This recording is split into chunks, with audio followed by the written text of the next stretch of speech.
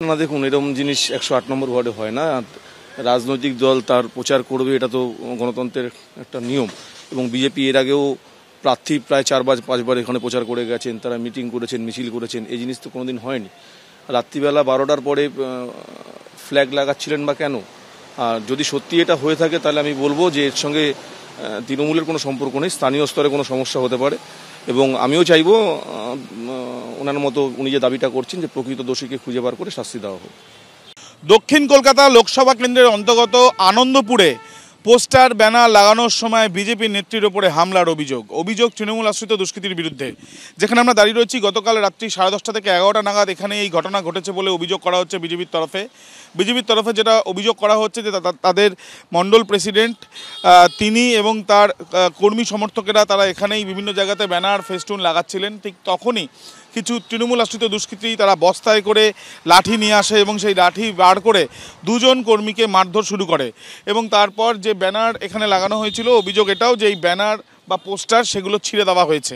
এবং এরপর যে দুজনকে মারধর করা হচ্ছিল তাদেরকে যাতে মারধর না করা হয়, আটকাতে গেলে বিজেপির নেত্রীর ওপরে চড়াও হয় তারা এবং ধারালো অস্ত্র দিয়ে তার মাথা কোপানো হয়, এমনও অভিযোগ।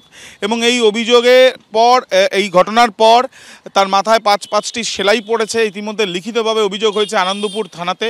লিখিত অভিযোগের ভিত্তিতে এখনও পর্যন্ত কাউকে গ্রেপ্তার করা হয়নি, এমনটাই অভিযোগ বিজেপির। এবং তাদের যেটা বক্তব্য যে পরিকল্পনা করে এই হামলা চালানো হয়েছে। ক্যামেরা দীপ্তেন্দু চক্রবর্তীর সাথে আবির দত্ত, এবিপি আনন্দ, কলকাতা। চৌবাগা থেকে কাজ করতে করতে ঢুকেছিলাম আরবানার সামনে। আরবানা থেকে করে ওখান থেকে যখন কিছুক্ষণ একটুখানি সামনে গেছি, আমরা যেহেতু টিম ছড়িয়ে ছিটিয়ে কাজ করি, রোডের দুটো সাইডে কাজ হয়, তখন আমি পিছনেই ছিলাম। আর আমার জিএস এবং ভাইস প্রেসিডেন্ট মনোজ পোদ্দার আর যাদব বৈষ্ণব দেখছি ওদের দুজনকে ফেলে খুব পেটাচ্ছে। টিএমসির লোক। টিএমসির নাম হচ্ছে, একটা হচ্ছে রঞ্জিত নারায়ণ, আরটা হচ্ছে গোপাল মালিক। তারপরে ওর সঙ্গে আরও অনেক লোক আছে, তাদেরকে আমরা চিনি।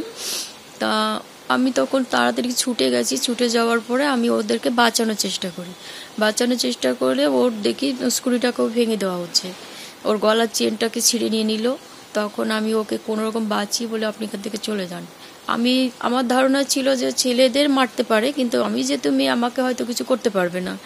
তখন কি করলো, পিছন থেকে ওই গোপাল মালিক যে ও সুমানে আমাকে মার শুরু করে দেয়। কোন অবস্থা চারিদিকে এরকম সব জায়গায় এখন শরীর তো ফুলে যাচ্ছে, পুরো সব জায়গায় লেগেছে, সারা শরীরেই। আপনার মাথায় মারা হলো কি দিয়ে? মাথায় মেরেছে হচ্ছে আপনার রঞ্জিত নারায়ণ, যে ও এসে একটা এই টাইপের ওই মাংস কাটে যে, ওইটা দিয়ে এসে পট করে মাথায় মেরে দিলেই আমি ওখানে পড়ে যাই।